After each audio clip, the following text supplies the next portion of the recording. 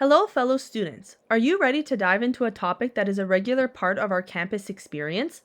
Welcome to today's episode of Higher Learning, a campus quest for smart cannabis choices. Today, we're unraveling the mysteries of cannabis, aiming to equip you with the knowledge needed to make smart and informed choices. So, what's the buzz with cannabis, THC, and CBD? It sounds like it could be its own language. Cannabis, also known as marijuana, is a psychoactive plant containing two main compounds, THC and CBD. The compound THC acts on receptors in the body called CB1, which can be found all around the body as well as the brain. But CBD, on the other hand, that's still a little bit of a scientific mystery. Our bodies make natural compounds that can act on these CB1 receptors, working to lower anxiety, lessen fear, reduce pain, and improve cognition. Now, cannabis wants to try to join the party and mimic these effects, but it's like dancing without rehearsing. Sometimes it's successful and other times not so much. Cannabis may mimic these effects or disrupt them, as it's not as precise as the natural compounds made by our bodies.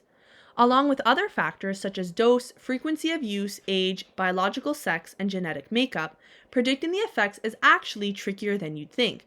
So ask yourself, is this a gamble worth taking? Will you really experience the effects that you think you will? Now, let's break down how we can consume cannabis. Ever wonder why inhaling it hits you faster? Inhaled cannabis, such as when we smoke, has a rapid onset of effects in as little as a few minutes, as the THC in cannabis passes from the lungs directly into the bloodstream, which can quickly circulate, acting on the brain and body. On the other hand, ingestion, such as with edibles, takes longer as they first go through the stomach and liver, and can take between 30 minutes and 2 hours to feel effects. Because these effects are not felt right away, we may be propelled to consume more. But caution with edibles. This may cause overconsumption and intoxication, and as advised by the Canadian Centre on Substance Use and Addiction, waiting until at least 4 hours before having more is key.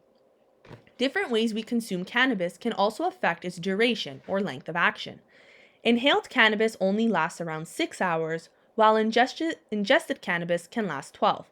Therefore, ingested cannabis may cause long-term impairments and can be detected in the body for longer periods of time, showing THC limits that can be above what is legal, especially if you're pulled aside on the road.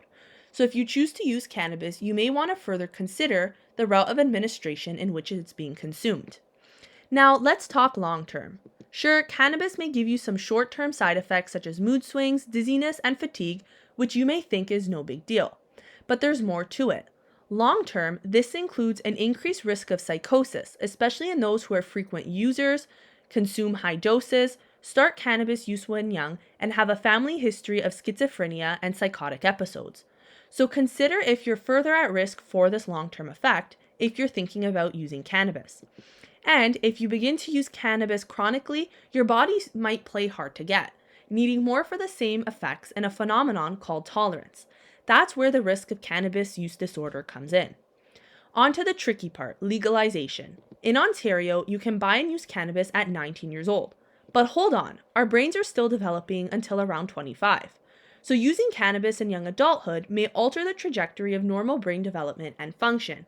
The government wants us to go legal and not purchase from these so-called sketchy sources, but we need to realize that this legal age is not for our health. It's up to us to weigh the pros and cons. So fellow students, let's stay informed, empowered, and make smart decisions for our well-being.